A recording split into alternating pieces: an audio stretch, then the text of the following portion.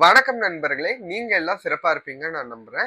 வட இந்தியால பாத்தீங்க அப்படின்னா நவராத்திரி வருஷத்துக்கு 2 தடவை வருங்க. ஒண்ணு நம்ம ரொட்டீனா எப்பவும் கொண்டாடக்கூடிய நவராத்திரி அக்டோபர் மாசத்துல வருது. இன்னொன்னு பாத்தீங்க வசந்த நவராத்திரி அப்படின்னு சொல்றாங்க. ஸோ அந்த வசந்த நவராத்திரியினுடைய முதல் நாள் தான் இன்னைக்குங்க. ஸோ இன்று ஆன்மீக பயணத்துல நமக்கு தேவையான விஷயங்களை தெரிஞ்சு கொள்ள வேண்டியது ரொம்ப அவசியமா இருக்குங்க. ஸோ ஆன்மீக பயணத்துல ஒருத்தங்க ஸ்டார்ட் பண்றாங்க அப்படின்னா முதல்ல தெரிஞ்சு கொள்ள வேண்டிய விஷயம், அதற்கு கருவியாக இருக்கக்கூடியது என்ன? அதுக்கு நம்ம ஆன்மீகத்துல முன்னேற்றம் அடையும்னா நமக்கு கருவியாக இருக்கிறது பாத்தீங்கன்னா இந்த உடல். ஸோ இந்த உடலை பத்தி முழுமையா தெரிஞ்சுக்கிறது அப்படிங்கிறது ரொம்ப ரொம்ப அவசியமான ஒரு விஷயம். இந்த உடல் அப்படிங்கிறது எதனால ஆயிருக்கு அப்படிங்கறத பாத்தீங்கன்னா நம்ம இந்தியன் ட்ரெடிஷன்ல என்ன சொல்றாங்க பாத்தீங்கன்னா பஞ்ச கோஷங்களால் ஆகியிருக்கு அப்படின்னு சொல்றாங்க. பஞ்ச கோஷம் அப்படின்னா பஞ்ச அப்படின்னா 5, கோஷம் அப்படின்னா லேயர்ஸ்ன்னு சொல்றாங்க. லேயர்ஸ்ங்கிறத விட ரியாம்ஸ் அப்படின்னு நம்ம புரிஞ்சுக்கலாம். ரியாம்ஸ் அப்படின்னா நம்ம உடலினுடைய 5 வகையான பாகங்கள், 5ம் சேர்ந்ததுதான் நம்ம உடலினுடைய முழுமையான ஒரு விஷயம் அப்படிங்கிறது நம்ம புரிஞ்சுக்கலாம். இந்த பஞ்ச கோஷங்கள் என்னென்ன அப்படின்னு பாத்தீங்கன்னா அன்னமய கோஷம், மனோமய கோஷம், பிராணமய கோஷம், விஞ்ஞானமய கோஷம், ஆனந்தமய கோஷம் அப்படின்னு 5 வகையான லேயர்ஸ் சொல்றாங்க. ஸோ முதல்ல பாத்தீங்கன்னா அன்னமய கோஷம். அன்னம் அப்படின்னா சாப்பாடுங்க. அன்னத்தால் ஆன உடல் என்ன அப்படின்னு பாத்தீங்கன்னா இந்த பரு உடல், இந்த பிசிக்கல் பாடி. ஸோ இதை பத்தி எல்லாருக்குமே தெரியும் அப்படின்னு நினைக்கிறேன். இதை பத்தி ஜாஸ்தி எக்ஸ்பிளனேஷன் கொடுக்க வேண்டிய அவசியம் இல்லை. பிளஸ் சயின்ஸ் ரொம்ப ஜாஸ்தியா புரிஞ்சு வச்சிருக்கக்கூடிய ஒரு உடல் அப்படின்னு பாத்தீங்கன்னா இந்த அன்னமய கோஷம் தாங்க. ஸோ அடுத்த ரெண்டாவது பாத்தீங்கன்னா மனோமய கோஷம். மனோமயம் அப்படின்னு பாத்தீங்கன்னா மைண்டையும் பாத்தீங்கன்னா நம்மளுடைய ஒரு பாடி அப்படின்னு தான் சொல்றாங்க. ஒரு 300 இயர்ஸ்க்கு முன்னாடி வரைக்கும் பாத்தீங்கன்னா சயின்டிஸ்ட் மைண்டை இந்த அளவுக்கு ஒரு அண்டர்ஸ்டாண்டிங் அவங்களுக்கு இல்லை. ஸோ இப்போதான் பாத்தீங்கன்னா மைண்ட் ஒரு டிசீஸ்க்கு ஒரு காரணமாகவும் பல வகையான விஷயங்களுக்கு ஒரு காரணமாகவும் அண்டர்ஸ்டாண்ட் பண்ணி இதுலயும் பாத்தீங்கன்னா நம்ம நிறைய விஷயங்களை புரிஞ்சுக்கலாம். இந்த பிசிக்கல் பாடி அளவுக்கு எந்த அளவுக்கு புரிஞ்சிருக்கோமோ அந்த அளவுக்கு சயின்ஸ் இந்த மைண்டை பத்தி புரிஞ்சுக்கலாம். ஸோ அதுல ஒரு வகையான முன்னேற்ற நிலையில நம்ம இருக்கிறோம். அதை பத்தி இன்னும் நிறைய விஷயம் நம்ம தெரிஞ்சுக்க வேண்டி இருக்கு அப்படிங்கறத நம்ம புரிஞ்சுக்கலாங்க. சரிங்களா? மூன்றாவது பாத்தீங்கன்னா பிராணமய கோஷம். பிராணன் அப்படிங்கிறது பாத்தீங்கன்னா இதை பல வகையான ரீஜன்ஸ்ல பல வகையான பேர்ல குறிப்பிடுறாங்க. சைனா, ஜப்பான் இந்த மாதிரி இடத்துல பாத்தீங்கன்னா reiki, ki energy, chi energy அப்படின்னு சொல்றாங்க. இதே பாத்தீங்கன்னா வெஸ்டர்னர்ஸ் என்ன சொல்றாங்கன்னா bio magnetism, bio electro magnetics, bio energy, life force இந்த மாதிரி பல வகையான பேர்களை சொல்றாங்க. ஸோ இந்தியாவில் தமிழ்ல பாத்தீங்கன்னா ஜீவகாந்தம் அப்படின்னு சொல்றோம். இது மாதிரி ஒவ்வொரு ரீஜன்ஸ்லயும் பாத்தீங்கன்னா இதை ஐடென்டிஃபை பண்ணி வச்சிருக்காங்க. ஸோ அதையே தான் சிம்பிளா சொல்லணும்னு பாத்தீங்கன்னா ஆரா அப்படின்னு சொல்றோம். நம்மள சுத்தி இருக்கக்கூடிய எனர்ஜி அப்படின்னு சொல்றோம். நம்ம உயிர் உள்ள பொருட்களுக்கு மட்டும் இந்த எனர்ஜி பாடி இருக்கிறது இல்லாம உயிரற்ற பொருட்களும் இந்த எனர்ஜி பாடி அப்படிங்கிறது இருக்குங்க. ஸோ இந்த எனர்ஜி பாடி பிசிக்கல் பாடிக்கு எப்படி அதற்கான அனாட்டமி பிசியாலஜி செப்பரேட்டா இருக்கும், இந்த எனர்ஜி பாடியோட அனாட்டமியும் பிசியாலஜியும் பாத்தீங்கன்னா கம்ப்ளீட்டா செப்பரேட் ஆனது. இந்த உடல்ல பாத்தீங்கன்னா 72,000 நாடிகள் இருக்கு, 112 சக்கரங்கள் இருக்கு.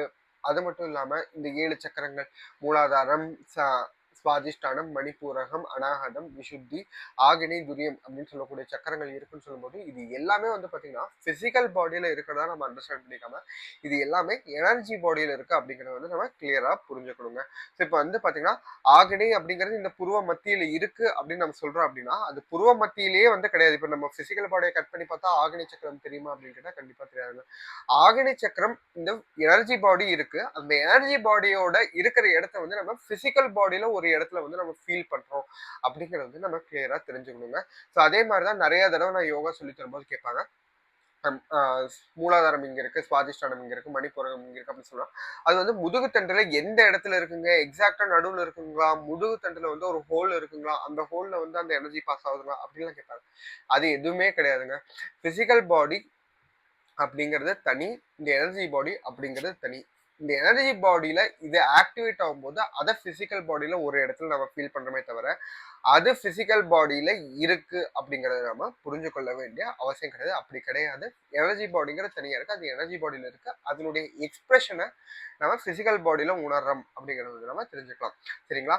ஸோ இது ஆறாவது பாத்தீங்கன்னா பல வகையான விஷயத்துல இது நம்ம உடல் நலம் சரியில்லாம இருக்கும்போது அது கருப்பா இருக்கு, உடல் நலம் எனர்ஜி இருக்கும்போது அது பாத்தீங்கன்னா ஒயிட்டா இருக்கு, பிரைட்டா இருக்கு அப்படின்னு சொல்றாங்க. ஸோ இது நம்ம பல வகையா புரிஞ்சுக்கலாம். இப்போ புத்தர் இருக்கும்போது சொல்லுவாரு, அவரு மெடிடேட் பண்ணாரு அப்படின்னா 2 கிலோமீட்டர் சரௌண்டிங்ஸ்க்கு எந்த வகையான புலிகள் சிங்கங்கள் கூட எந்த அனிமல்ஸும் அட்டாக் பண்ணாத சொல்லுவாங்க. இது எல்லாமே வந்து பாத்தீங்கன்னா அவங்களுடைய எனர்ஜி அதனால அதனுடைய வரக்கூடிய வெளிப்பாடு அப்படிங்கிறது தான்.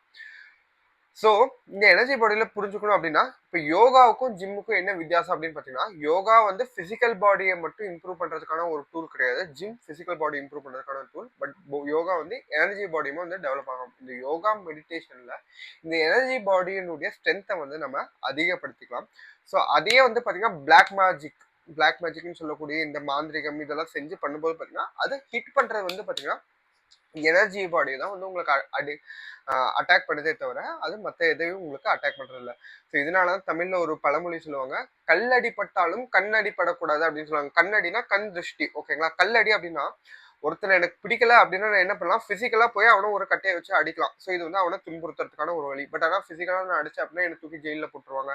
ஸோ அப்ப என்ன பண்ணலாம் அப்படின்னு பாத்தீங்கன்னா, அதுக்கு இன்னொரு டெக்னாலஜி, அவனுடைய எனர்ஜி பாடியை அட்டாக் பண்ணும். அது வந்து பிசிக்கலா எப்படி டேமேஜ் ஏற்படுத்தோ அதே மாதிரி டேமேஜ் வந்து அது ஏற்படுத்தும். இதுதான் வந்து மாந்திரிகம், இதுதான் வந்து பிளாக் மேஜிக் அப்படின்னு சொல்றாங்க. ஸோ அதை பத்தி இந்த வீடியோல இது வரைக்கும் மட்டும் நம்ம புரிஞ்சுக்கோம். ஃபர்தரா வந்து தேவைப்பட்டா வந்து இது இனி வரக்கூடிய வீடியோஸ் வந்து நம்ம பார்க்கலாம்.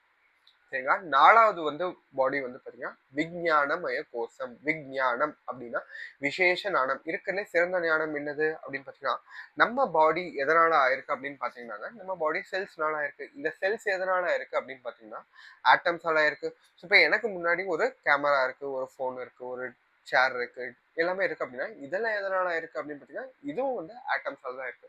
ஸோ இப்ப நம்ம எந்த ஆட்டம்ஸால ஆயிருக்கோமோ அதே ஆட்டம்ஸால தான் வந்து இந்த சுத்தி இருக்கக்கூடிய எல்லா பொருட்களும் ஆயிருக்கு. அப்ப நம்மளும் இந்த சுத்தி இருக்கக்கூடிய எல்லாமே ஒண்ணு அப்படின்னு நம்ம எப்போ புரிஞ்சுக்கிறோம் அப்படிங்கிறது தான், அதுதான் வந்து பாத்தீங்கன்னா விஞ்ஞானமய கோஷம். இப்ப நான் இருக்கேன், எனக்கு முன்னாடி ஒரு மனுஷங்க இருக்காங்க, 10 பேர் இருக்காங்க அப்படின்னா நம்மளும் அவங்களும் ஒரே விஷயத்தினால தான் ஆயிருக்கோம் அப்படின்னு நம்ம புரிஞ்சுக்கணும்.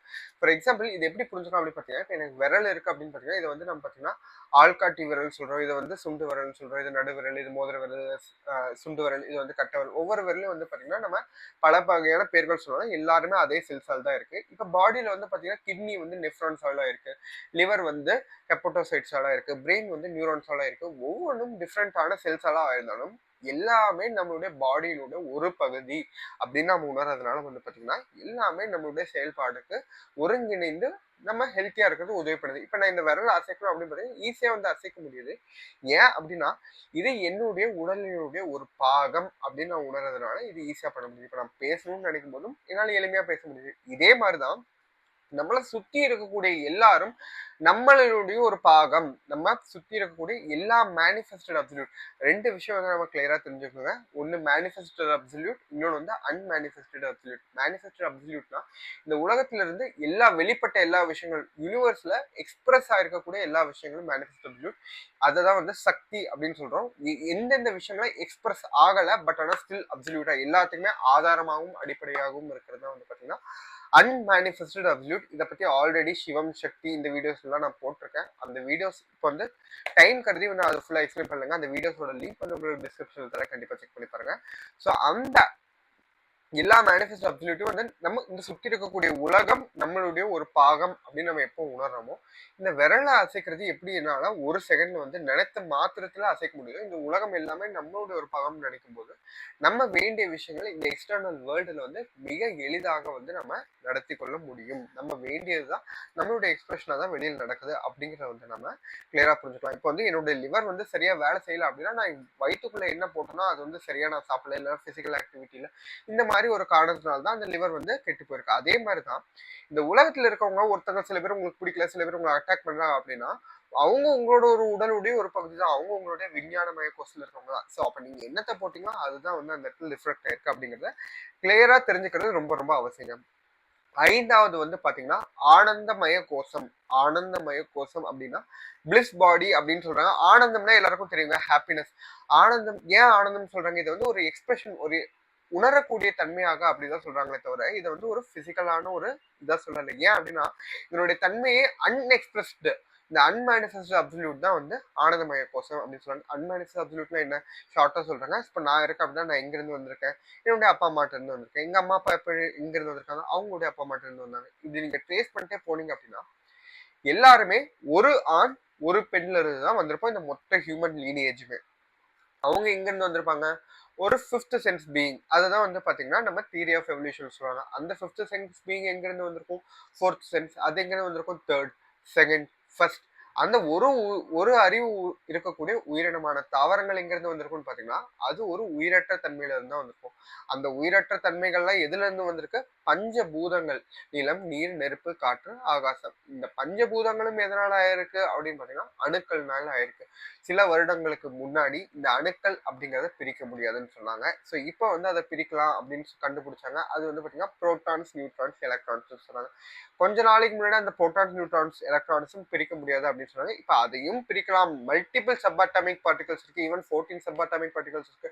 போசான்ஸ் அப்படின்னு பல வகையான பார்ட்டிகல்ஸ் இருக்குன்னு சொல்றாங்க. ஸோ சயின்ஸ் வந்து இப்ப இதை பிரிக்க முடியாதுன்னு சொல்லலாம். இன்னும் ஒரு 100 வருஷம் கழிச்சு எதையும் ஒரு துண்டாக பிரிக்கலாம் அப்படின்னு சொன்னாங்க.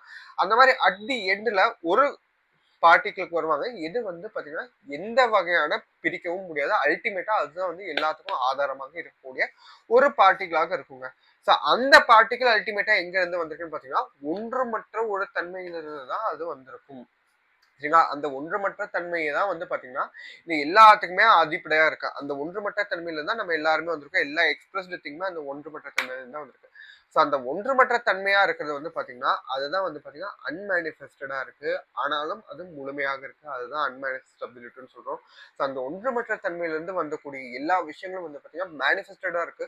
முழுமையிலிருந்து ஒரு விஷயம் வந்திருக்கு அப்படின்னா அதுவும் முழுமையா தானே இருக்கணும். அதுதான் வந்து பாத்தீங்கன்னா நம்ம மேனிஃபெஸ்டட் அப்சல்யூட் அப்படின்னு சொல்றோம். இதைதான் வந்து பாத்தீங்கன்னா ஸ்வேதேஸ்வர உபநிஷத்தினுடைய முதல் ஸ்லோகமான பூர்ணமதம் பூர்ணமிதம் பூர்ணாத் பூர்ணமுச்சயத்தை பூர்ணஷ்ய பூர்ணமாதாய பூர்ணமேவ வசிஷ்யத்தைன்னு சொல்றாங்க. அங்க இருக்கிறதும் முழுமையானது, இங்க இருக்கிறதும் முழுமையானது. இந்த முழுமைங்கிறது வந்து பாத்தீங்கன்னா அந்த முழுமையில இருந்து தான் வந்திருக்கு. சோ அந்த முழுமையில இருந்து இந்த முழுமையை வந்து நீக்கிறதுக்கு அப்புறமேட்டும் பாத்தீங்கன்னா என்ன இருக்குதோ அதுவும் வந்து ஒரு முழுமையான விஷயம் அப்படின்னு தான் சொல்றோம். சோ அப்ப நம்ம எல்லாருமே அந்த முழுமையினுடைய எக்ஸ்பிரஷன் போது நம்மளும் அந்த கடவுளுடைய என்ன தன்மை இருக்குமோ அதே தன்மையோட தான் இருக்கிறோம். ஸோ இதை தான் வந்து பாத்தீங்கன்னா ஆனந்தமய கோஷம் நம்மளுடைய 5வது லேயர் அப்படிங்கிறது வந்து பாத்தீங்கன்னா ஸோ பிசிக்கல் பாடி, எனர்ஜி பாடி, மைண்ட் இது மூணும் முடிஞ்சதுக்கு அப்புறம் பாத்தீங்கன்னா 4வது layer every thing that is express around us. எல்லா மேனிஃபெஸ்ட் அப்சல்யூட்டுமே நம்மளுடைய 4வது உடலாகும். எல்லா அன்மேனிஃபெஸ்ட் அப்சல்யூட்டுமே நம்மளுடைய 5வது உடலாகும். இந்த மொத்த யூனிவர்ஸுமே நம்மளுடைய ஒருத்தனுடைய எக்ஸ்பிரஷன். இப்ப நான் அப்படிங்கிறது வந்து பாத்தீங்கன்னா மொத்த யூனிவர்ஸினுடைய எக்ஸ்பிரஷனாக அப்படிதான் இருக்க. மொத்த யூனிவர்ஸ் கிடையாது, யூனிவர்ஸையும் தாண்டி அதற்கு ஆதாரமா இருக்கக்கூடிய அன்மேனிஃபெஸ்ட் அப்சல்யூட் எல்லாமே வந்து சேர்ந்திருக்கு. இதுதான் வந்து பாத்தீங்கன்னா அத்வைதத்தினுடைய தத்துவம். இதை வந்து பாத்தீங்கன்னா நான் வேற இந்த யூனிவர்ஸ் வேற அப்படின்னு நம்ம அதை ரெண்டையும் ஸ்பிளிட் பண்ணி பார்த்தோம் அப்படின்னு பாத்தீங்கன்னா அதுதான் வந்து பாத்தீங்கன்னா துவைத்தம். நான் அந்த யூனிவர்ஸ்ல இருந்து தான் வந்திருக்கேன், பட் ஆனா நான் அதை செப்பரேட் தான், நான் அதை ரீச் பண்றேன் அப்படின்னு நீங்க அதை செப்பரேட்டா பார்த்து பட் ஒண்ணுன்னு ஒத்துக்கிறேன், பட் ஆனா இப்ப நான் செப்பரேட்டா இருக்கேன் அப்படின்னு நீங்க சொன்னீங்க அப்படின்னு பாத்தீங்கன்னா அதுதான் வந்து பாத்தீங்கன்னா விசிஷ்டாத்வைத்தம். இது எப்படி புரிஞ்சுக்கலாம் அப்படின்னு பாத்தீங்கன்னா திருச்செந்தூர் கோயிலுக்கு இப்ப நம்ம போறோம் அப்படின்னு பாத்தீங்கன்னா கடல் கரை இருக்கு, கடல் நீர் இருக்கு. சில பேருக்கு வந்து பாத்தீங்கன்னா அது எல்லாரும் புண்ணிய தீர்த்தம்னு சொல்லிட்டு சில பேர் எடுத்து இப்படி தலையில இப்படி கொஞ்சமா தெளிச்சுட்டு போயிடுவாங்க. சில பேர் என்ன பண்ணுவாங்க, கொஞ்சம் வீட்டுக்கு எடுத்துட்டு போலாம்னு சொல்லி ஒரு சின்னதா ஒரு டப்பால வந்து அந்த தண்ணி எடுத்துட்டு போய் சாமி ரூம்ல வைப்பாங்க. சில பேர் ஒரு பாட்டில் எடுத்துட்டு போவாங்க, சில பேர் ஒரு 5 லிட்டர் கேன் வாங்கி எடுத்துட்டு போவாங்க, சில பேர் ஒரு லாரியில கூட எடுத்துட்டு போகலாம். எத்தனை வகையான விஷயத்துல எடுத்துட்டு போனாலும் இங்க இருந்து இந்த கடல் தண்ணீர்ல என்ன வகையான தன்மை இருக்கோ அதே தன்மை தான் இங்க எடுத்துட்டு போன எல்லா வகையான அது ஒரு துளியா இருந்தாலும் சரி, 10 லிட்டரா இருந்தாலும் சரி, 10,000 லிட்டரா இருந்தாலும் சரி, எல்லாத்துலயுமே அதே தன்மை தான் இருக்கு. சோ இங்க இருக்கிறது முழுமையானதா, அங்கதுல இருந்து வந்தது முழுமையானதா. இந்த இதுல இருந்து எவ்வளவு தண்ணி வந்து நம்ம எடுத்துக்கிட்டே இருந்தாலும் அந்த கடலுடைய அளவு அப்படிங்கிறது வந்து குறையாது எப்படி இருக்குதோ அதே மாதிரிதான் வந்து பாத்தீங்கன்னா அந்த முழுமை சிவத்துல இருந்து எத்தனை சக்தி வந்தாலும் எல்லாமே முழுமையாக தான் இருக்கு.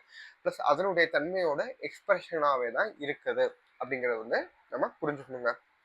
ஸோ இந்த 5 லேயர்ஸுடைய வெரி பிரீஃப் ஓவர்வியூ கொடுத்துருக்காங்க.